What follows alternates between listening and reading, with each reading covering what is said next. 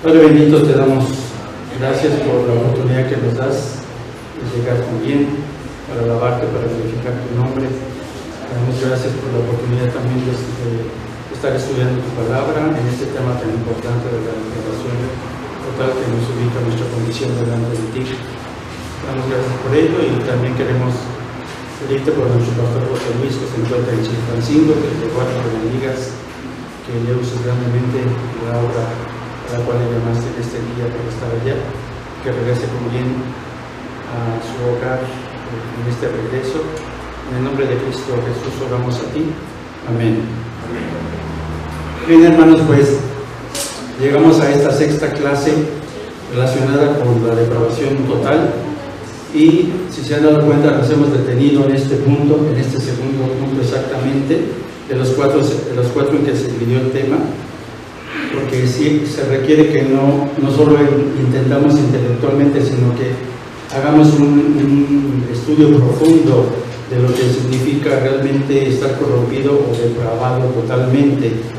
Por eso es que estamos estudiando, si recuerdan, 4 aspectos de la depravación total del hombre que te ayudarán a comprender la doctrina en tu propia vida. Estamos viendo 4 puntos. Primero, definición de la depravación total. 2, evidencias bíblicas de la depravación total. 3, objeciones acerca de la depravación total. Y 4, aplicaciones prácticas de la depravación total. Y bueno, haciendo un resumen rápido, vimos en primer lugar, desde que el pastor empezó con nuestro estudio, la definición de la depravación total del hombre, y tenemos varias semanas estudiando las evidencias de la depravación total del hombre. Recuerden que cuando se habla de evidencias bíblicas hablamos de las consecuencias del primer pecado del hombre en la tierra, es decir, el pecado original de Adán, y estamos tratando esto con profundidad acerca de la maldad y la corrupción en todo el ser humano. Y ya vimos la primera consecuencia, que es la corrupción moral, y se explicó que esto significa que cuando hablamos de corrupción moral nos referimos a que después de la caída la imagen de Dios fue distorsionada y todos los que siguieron después en descendencia de Adán hasta nuestros días nacemos, porque estamos incluidos en ello, con una naturaleza moralmente corrupta, privada de bondad, hostil contra Dios e inclinada hacia el mal. Esta corrupción es profunda y severa y se centra en el corazón del hombre, que representa la esencia misma del ser humano.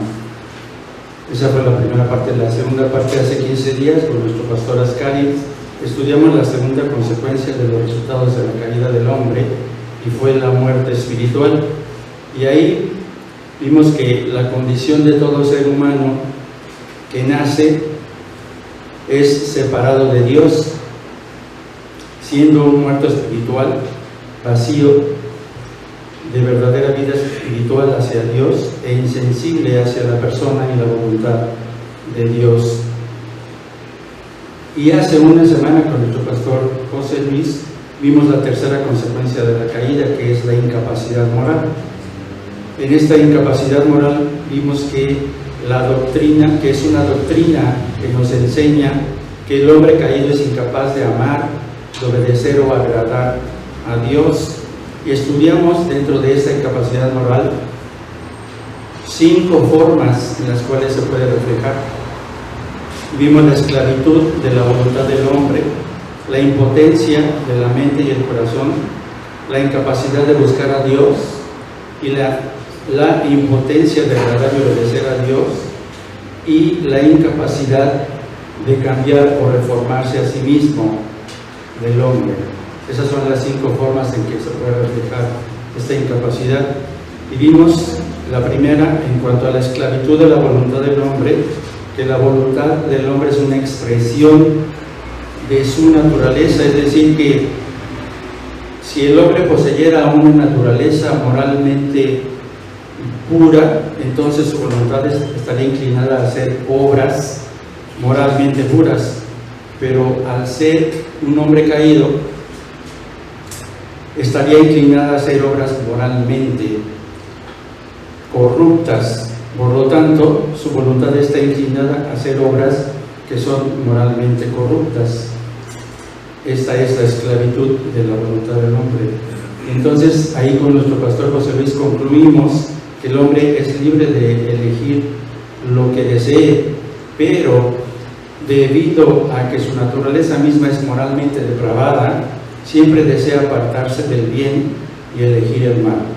Esa es la esclavitud de la voluntad. Aunque quiera hacer otra cosa, solamente puede hacer esto. Odia la verdad y cree la mentira. Niega a Dios y lucha contra su voluntad. En cierto sentido, el hombre caído sí tiene libre albedrío, veíamos ahí, con respecto a la vida cotidiana en la tierra y con su relación con el prójimo. Pero no así, no tiene libre albedrío en su relación con Dios. ¿Por qué?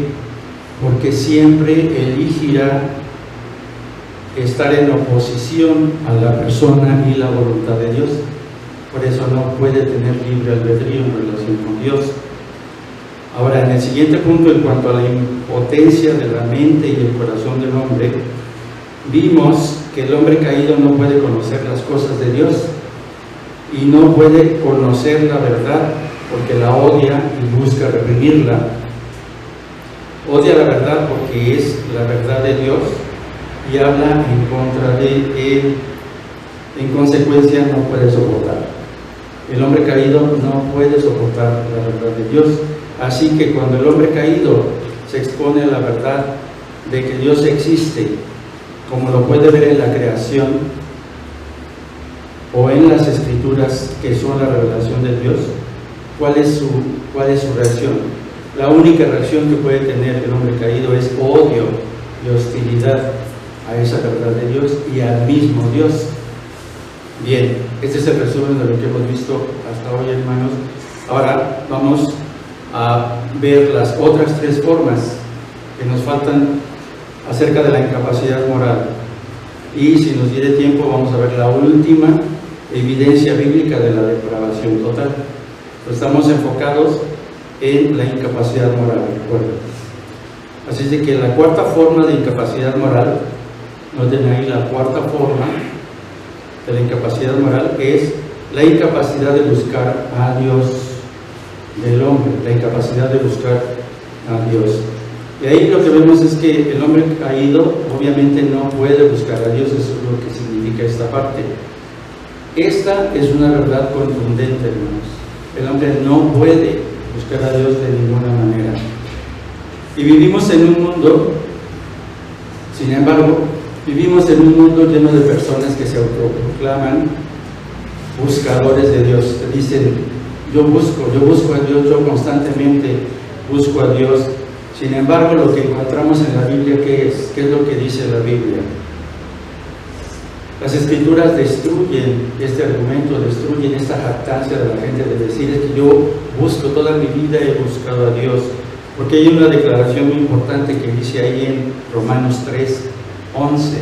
En Romanos 3:11 nos dice, no hay quien busque a Dios. Y por lo tanto, si la Biblia te dice, no hay quien busque a Dios, aquella persona que te dice, no, es que yo he pasado mi vida, yo sigo buscando a Dios, si no es cristiano, no es verdad. Pero frecuentemente escuchamos a jóvenes, sobre todo recién convertidos, que en su testimonio de repente te dicen, sí, es que yo durante muchos años yo estuve buscando a Dios y finalmente lo encontré. Entonces volvemos a lo mismo. No puede ser cierto, puesto que la Biblia nos dice que no hay quien busque a Dios allí en Romanos 3:11, como lo vimos. Entonces, el hombre, lo que podemos entender es que es una criatura completamente caída. Recuerden, depravación total es en todos sus aspectos, totalmente, y a toda la humanidad es lo que significa, es lo que hemos visto. Entonces, en esa naturaleza caída, vemos que no puede ser de otra manera que depravada y perversa. Y ya comprobamos en los puntos anteriores que odia a Dios. Esta persona con una naturaleza caída odia a Dios y se opone a su verdad, no puede ser de otra forma. Por lo tanto, no es posible que odiando a Dios y odiando su verdad te diga que ha estado buscando y que sigue buscando a Dios. ¿Por qué? Porque lo condena su depravación y su rebelión. Eso es lo que niega que realmente pueda decirte que busca a Dios. Lo cierto es que ninguna persona vendrá a Dios, nadie puede venir a Dios. ¿Por qué? No importa todo lo que esa persona pueda hacer o que te pueda decir que yo he buscado y he hecho todo lo que está a mi alcance para poder lograr venir a Dios. Entonces, ¿qué es lo que podemos ver? Que mientras Dios es justo, el hombre es un quebrantador de la ley. Por lo tanto, por sí mismo, el hombre no puede venir a Dios, ni puede decirte yo he buscado y sigo buscando a Dios, porque en su naturaleza no está, está lo opuesto. Y por eso podemos concluir, fíjense bien, esa es una frase irónica. El hombre está tan motivado para buscar a Dios como lo estaría un criminal para buscar a los representantes de la ley. ¿Se dan cuenta? Si alguien genuinamente está buscando a Dios, ¿cómo sería entonces? Si alguien genuinamente está buscando a Dios, sería, hermano, solamente porque Dios en ese preciso momento ya está trabajando en su vida, ya está haciendo el llamado para venir a Él. Es la única manera. Dios empieza a atraerlo hacia Él, no hay otra manera. Alguien sí te puede decir que ya está cerca o está en búsqueda de Dios, porque Dios es el que empezó a actuar en la vida de esa persona. Pero miren, vamos ahí a Juan, el Evangelio de Juan 6:44, y después vamos al mismo Evangelio, al 6:65, 44 primero y luego 65. Y dice ahí en el 44, ninguno puede venir a mí si el Padre que me envió no le trajere, y yo le resucitaría en el día postrero.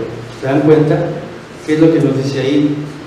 Nadie, ninguno, es un absoluto, nadie puede venir a Dios, sino que hasta que el Padre le trajere a Él. Nadie puede venir a Cristo si no es que el Padre lo lleva a Él, a Cristo. Y en el 65 dice, y dijo, por eso os he dicho que ninguno puede venir a mí si no le fuere dado del Padre. ¿Se dan cuenta?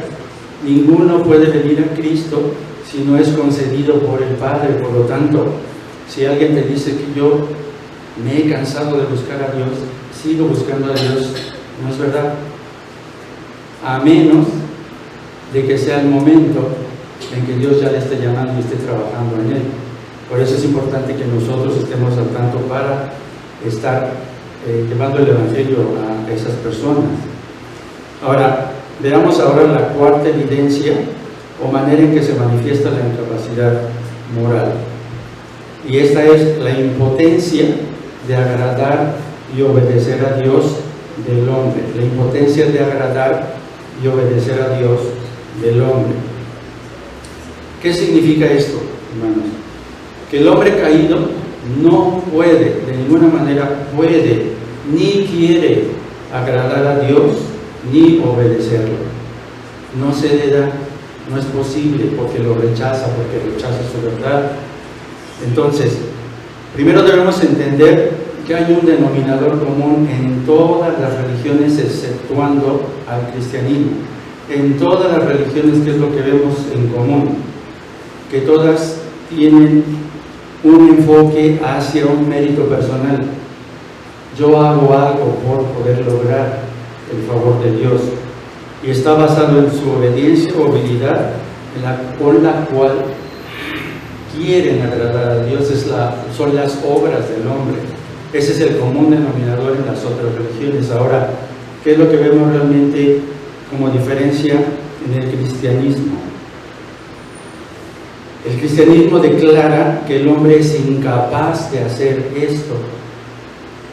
O sea, no puedes acercarte con tu propio mérito, con ninguna obra que tú hagas, no puedes acercarte a Dios. Y esto te deja sin esperanza, indefenso y perdido. No se puede, el hombre está sin esperanza, indefenso y perdido. Es lo que entendemos en el cristianismo. Ninguna obra del hombre puede lograr esa gracia de Dios, la salvación. Así que el hombre no puede mejorar su estado delante de Dios por sí mismo.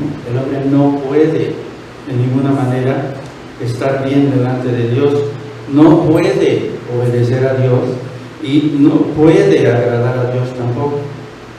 No está en su naturaleza. Ahora, si va a ser salvo, recuerden, porque hay una elección, si va a ser salvo, ¿cuál es la única manera en que puede serlo?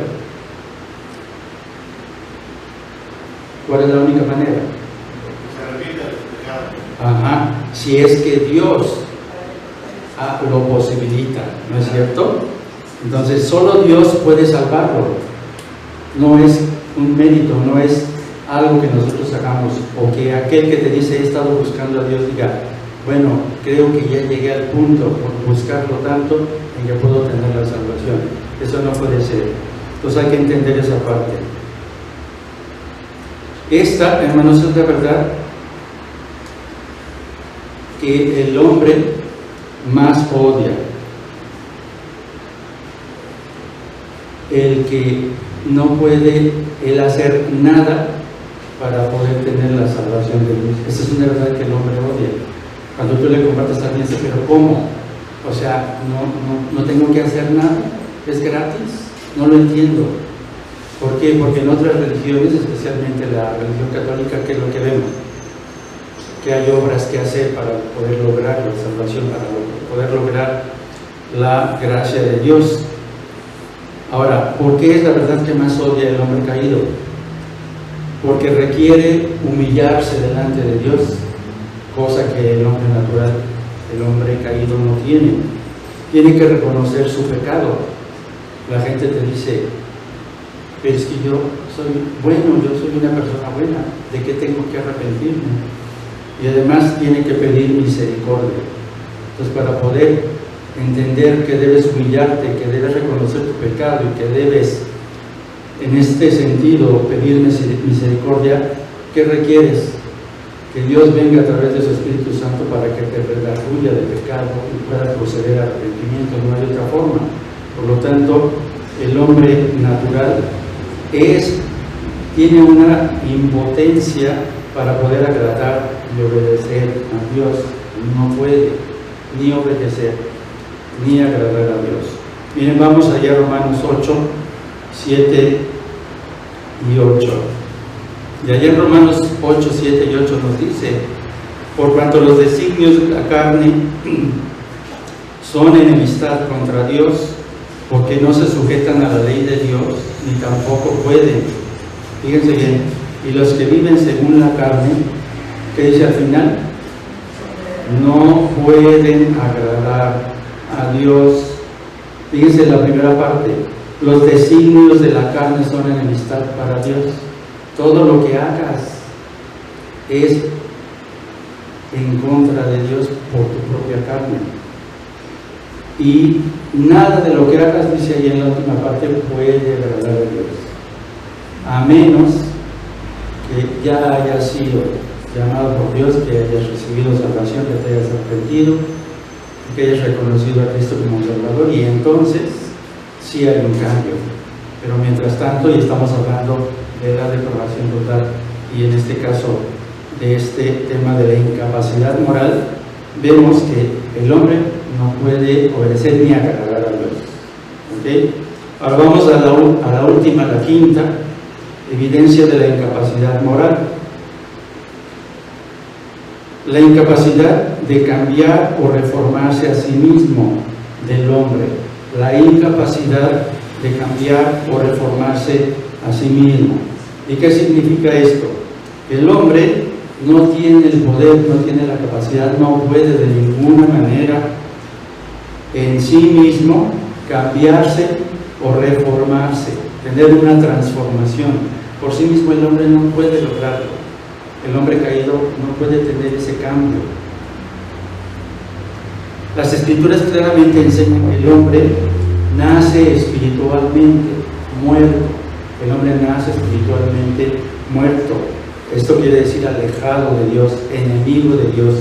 Y además, moralmente depravado. Es lo que estamos estudiando. Moralmente depravado. Y por tanto, cualquier esfuerzo humano para reformarse a sí mismo, es decir, para cambiarse, para tener una transformación en su vida, es inútil. No podemos dudar que haya esfuerzos que la gente haga por cambiar.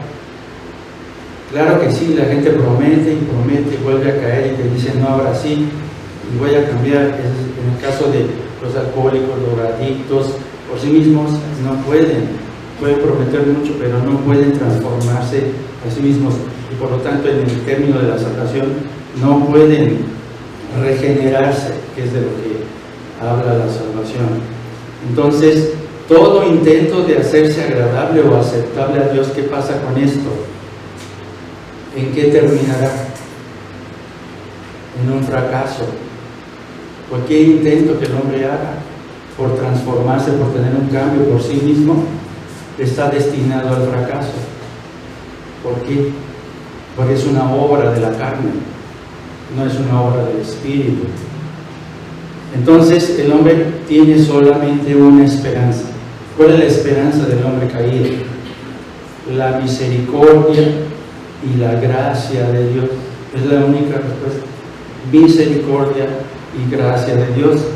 Y miren, vamos ahí a Job 9, del 29 al 31. Job 9, 29 al 31. Y dice ahí el texto: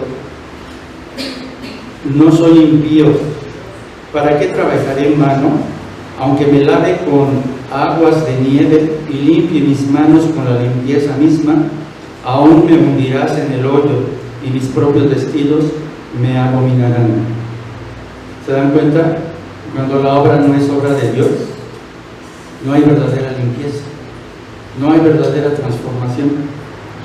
Y lo confirma Job 14:4, Job 14:4, que dice: ¿quién hará limpio lo inmundo? ¿Quién hará limpio lo inmundo? Nadie. Esa es la respuesta. ¿Quién? Nadie.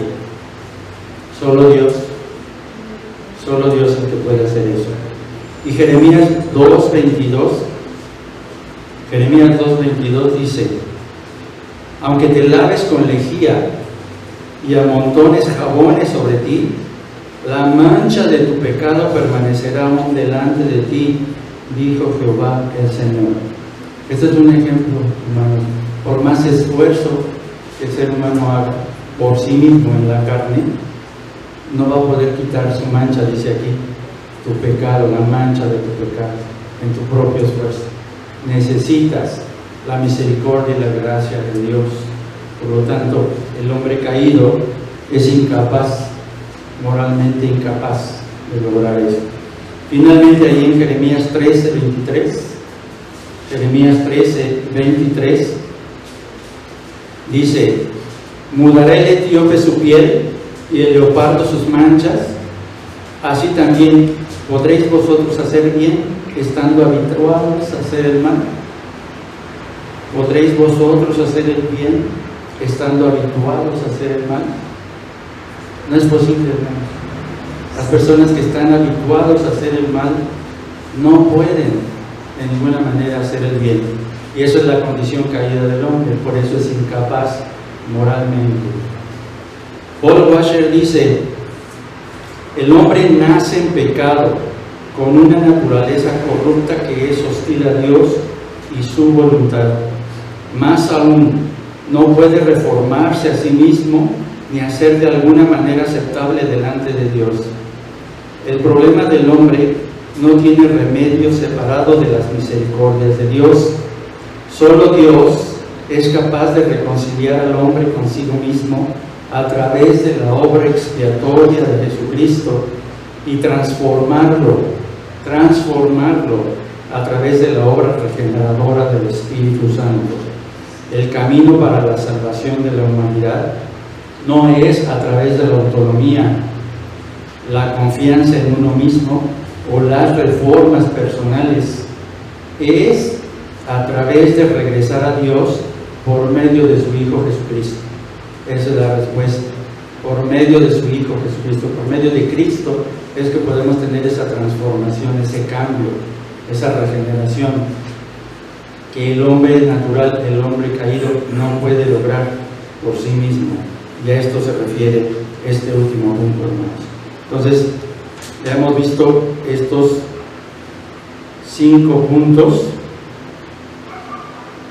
referentes a la incapacidad moral, la esclavitud de la voluntad del hombre, la impotencia de la mente y el corazón del hombre, la incapacidad de buscar a Dios del hombre, la impotencia de agradar y obedecer a Dios y la incapacidad de cambiar o reformarse a sí mismo. Esto es lo que nos dice este punto. Ahora, como podemos ver, la depravación total no es un daño menor, no es como decir, bueno, no importa, o sea, la depravación total, pues ya la superaremos, ¿no? No, hermanos, menos aún podemos considerarla como una simple enfermedad que se puede curar. Hay algunas enfermedades, ustedes lo han vivido, que la dejas como una simple gripita, un catarrito, resfriado, no tienes que hacer prácticamente nada, tu cuerpo lo saca, ¿no? Te curas solo. Entonces, la depravación total no la podemos reducir como si fuera una enfermedad que pasa pronto, solo hay que esperar. No, hermanos, la depravación total no es algo que debamos dejar de lado, es algo fuerte, es algo muy profundo que debemos considerar, sobre todo porque el mundo en general sí lo minimiza. Cuando tú vas y le compartes a cualquier persona, lo minimiza y te dice, no, es que eso que me dices no me convence, no tiene lógica, y es que no creo que todos seamos tan malos como dices, y no creo que todos seamos pecadores. ¿No es cierto? Tenemos muchos argumentos para ello. Pero bueno, para predicar el Evangelio verdadero, hermanos, porque esa es la respuesta que nosotros debemos llevar, es necesario que se predique esta terrible noticia al hombre, su depravación total, haciéndoles entender lo que hemos aprendido hasta hoy, que no es que sea malo hasta lo más, sino que todas sus áreas, empezando por la imagen de Dios en él, está distorsionada y todo en él está corrompido, está alterado, está distorsionado. Por lo tanto, está en su naturaleza, lo trae ligado a su genética. No hay otra forma. Por lo tanto, lo que tenemos que hacer es llevarles esta mala noticia, porque entre más oscura la verdad, cuando tú le presentas la buena noticia, entonces el Evangelio y Cristo mismo va a brillar más en medio de esa oscuridad. Cuando tú le digas estás perdido, estás envuelto en una consecuencia que todo hombre tiene, que es depravación total, todo está corrompido, pero ¿qué crees? Hay una respuesta, hay una solución, es Cristo, ¿no es cierto? Ok, entonces hasta aquí vimos ya esos puntos, los 4 puntos que han traído como consecuencia la depravación total, la corrupción moral, la muerte espiritual y la incapacidad moral, que es lo último que vimos. ¿Recuerdan? Ahora vamos a ver la última evidencia bíblica: esclavitud satánica. Ok, cerramos el punto anterior que estaba relacionado con incapacidad moral.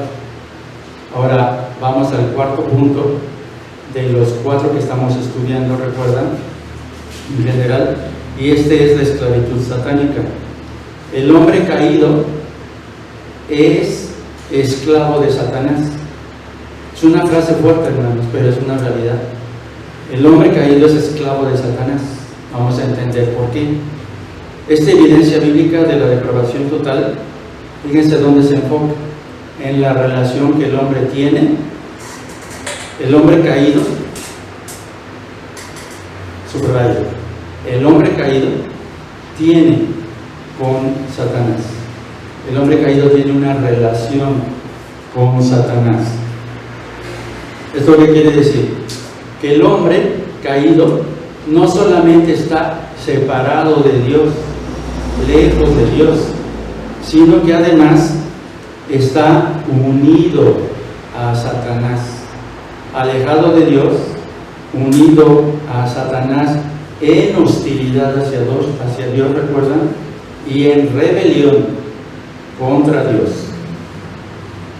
En hostilidad hacia Dios y en su rebelión contra Él. Al estar separado de Dios, se une a Satanás en esa rebelión y en esa hostilidad hacia Dios. Y para entender esto, hermanos, vayamos al principio. Adán era libre de obedecer a Dios, si recuerdan. Lo único que tenía que hacer, ¿qué era? Obedecer a Dios y ejercer dominio sobre la tierra. Dios le había hecho mayordomo de toda la tierra. Era como un virrey. Tenía la autoridad de Dios. Pero como resultado de su rebelión contra Dios, tanto él como toda su descendencia cayeron en corrupción, que es todo lo que venimos estudiando. Toda la descendencia de Adán cayó en corrupción, y le agregamos, y es esclavizado por Satanás. La descendencia de Adán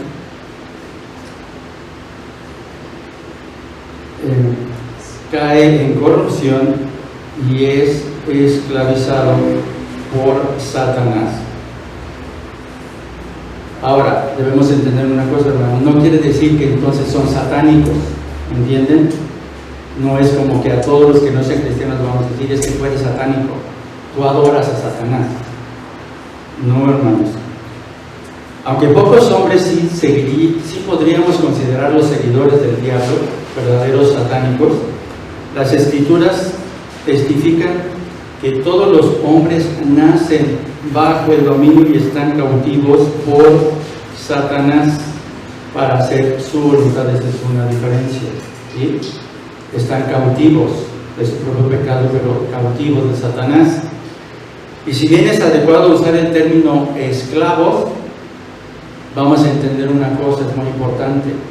El ser esclavo no le exime de responsabilidad, porque un esclavo es el que está atado contra su voluntad en términos estrictos.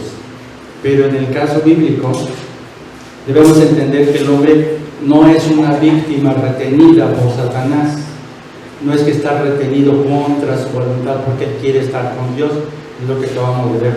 Eso no es real, porque su naturaleza caída le hace apegarse hacia ese lado, hacia el lado de Satanás. Entonces no es una víctima retenida en contra de su voluntad. Entonces el hombre caído es un culpable, no es una víctima, es un culpable que ha rechazado el gobierno de Dios y se ha entregado al gobierno de Satanás. ¿Ven el contraste? Es un contraste tremendo, hermano. Rechazo del gobierno de Dios para involucrarse en otro gobierno, el gobierno de Satanás. Y sin negar o disminuir la verdad de la soberanía absoluta de Dios, podemos decir que existe una realidad en el mundo actual. Es una realidad, recuerden, no estamos minimizando la soberanía de Dios, pero es una realidad en el mundo actual. ¿Cuál es esa realidad para este mundo actual y sus habitantes? Todos esos habitantes están bajo el poder del maligno. Todos están bajo el poder del maligno. Las Escrituras tienen abundante testimonio acerca de esta verdad. Miren, vamos ahí a Lucas 4, 5 y 6. Lucas 4, 5 y 6. Ahí, en el contexto, Satanás hace una declaración acerca de sí mismo. Fíjense bien en eso. Y su relación con el mundo. Hace una relación de él y su relación con el mundo. Y dice el 5: y le llevó el diablo a un alto monte y le mostró en un momento todos los reinos de la tierra. Y le dijo el diablo, fíjense bien aquí: a ti te daré toda esta potestad y la gloria de ellos, porque a mí me ha sido entregada y a quien quiero la doy. ¿Se dan cuenta? No es que Dios se le haya salido de control. Bajo el control de Dios le dio esa potestad a Satanás. Y lo corrobora 1 de Juan 5:19. Vayan allá, 1 de Juan 5:19. Y dice ahí: sabemos que somos de Dios y el mundo entero está bajo el maligno. Fíjense la última frase: y el mundo entero está bajo ¿quién? Bajo el maligno, dice ahí, ¿ok? Entonces, las escrituras declaran que este mundo caído y los habitantes caídos están sujetos firmemente de la mano de ¿quién? Los hombres caídos, de Satanás, el diablo, ¿ok? El hombre caído busca ganar independencia de Dios, siempre busca el contrario. ¿Recuerdan cuando decíamos que alguien siempre te dice: es que yo he buscado a Dios, yo me he cansado de buscar a Dios, sigo buscando a Dios? Cuando no es cierto. En realidad lo que hace es ganar, buscan la independencia de Dios, y al hacerlo inconscientemente se hacen esclavos de Satanás. Al buscar su independencia de Dios, ¿qué es lo que sucede? Se hacen esclavos cada vez más, aumentan cadenas, por así decirlo, en el reino de Satanás. Esta, hermanos, es una verdad aterradora, realmente, si lo ven, y así es como debemos compartirle a la gente esta verdad aterradora. Fíjense bien el contraste: independientes de Dios, sí, y te pueden decir: no, yo no necesito a Dios. Independientes de Dios, pero esclavizados del diablo. Es la otra parte que ellos deben estar conscientes de que es también una realidad. Y hay además una verdad, hermanos, que no es del agrado de la mayoría de las personas. Las escrituras niegan rotundamente que todos somos hijos de Dios. ¿Sí han escuchado alguna vez? No, es que no necesito. ¿Por qué me dices eso? Todos somos hijos de Dios. Todos somos hijos de Dios, porque Dios es amor. ¿Cuántas veces no hemos oído eso? Pero la verdad, las escrituras niegan la paternidad universal de Dios. La paternidad universal de Dios para el mundo, sobre todo el mundo caído, es el que justamente por negar y querer sujetarse a Dios te dice: no, todos somos hijos de Dios. Dios no nos puede mandar al infierno a todos, somos sus hijos. Pero es falso esto, hermano, es falso que todos son hijos de Dios. Más bien, fíjense bien, la raza de Adán está dividida en dos categorías. La raza de Adán está dividida en dos categorías. Por un lado están los hijos del diablo, quienes rechazan la oferta de misericordia de Dios, permanecen en su relación contra Él y en consecuencia practican las obras pecaminosas de su padre, los hijos del diablo. Y por otro lado, hermanos, están los hijos de Dios. Entonces estamos contrastando los hijos del diablo contra los hijos de Dios. Y los hijos de Dios reciben el perdón de Dios y la adopción como hijos a través de la muerte expiatoria de Jesucristo. Y se distinguen como hijos de Dios ¿en qué? ¿Qué practican los hijos de Dios? Las obras justas de su Padre. Eso es, hermanos. Mientras que los hijos del diablo practican las obras pecaminosas de su padre. Los hijos de Dios practican las obras justas de su Padre celestial. ¿Ven la diferencia? Eso es lo que tenemos que hacer entender a la gente, y nosotros mismos tenemos que entenderlo, hermano, para no estar fluctuando entre un lado y otro. De repente, siendo hijos de Dios, que nos lleguemos a comportar como hijos del diablo. Paul Washer dice: Satanás captura al hombre para esclavizarlo y usarlo para hacer su voluntad en este mundo caído.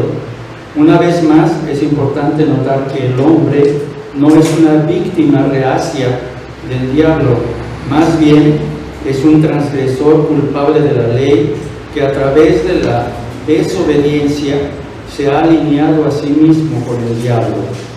Fuerte esto, ¿no, hermanos? Bien, entonces, comprobamos que el tema de la depravación total ha sido largo y, si somos honestos, hermanos, fastidioso un poco para nuestra carne. No quisiéramos estar escuchando de eso, ¿verdad? Pero también era necesario ver la profundidad de lo terrible que ha sido la caída de ese primer hombre en la tierra. Ha sido una situación tremenda, y de la cual todos hermanos somos descendientes de ese hombre caído. No hay que olvidar eso.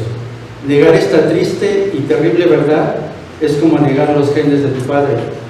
Tú no niegas, no dices: no, este no es mi padre. Tú no puedes negar los genes de tu padre o de tu madre, ¿verdad? Entonces, no podemos negar, aunque queramos, que tenemos los genes de la corrupción, los genes de Adán. Están ahí, esos genes están ahí en cada ser humano, en mayor o menor medida. Ahí están. Corrupción total. De la misma manera, hemos visto que esa caída del primer hombre, del cual somos descendientes, nos ha afectado, pero no estamos exentos. Seguimos siendo afectados. Seguimos siendo afectados. ¿Hasta cuándo? Hasta que venga el segundo Adán. ¿Quién es el segundo Adán? El Señor Jesucristo. Hasta que el Señor Jesucristo salve a los escogidos de esta terrible verdad, como ya lo ha hecho con nosotros. Aquellos que aún no han sido salvados, pero nosotros mismos, entonces todos habremos sido salvados de esa terrible verdad de la depravación total.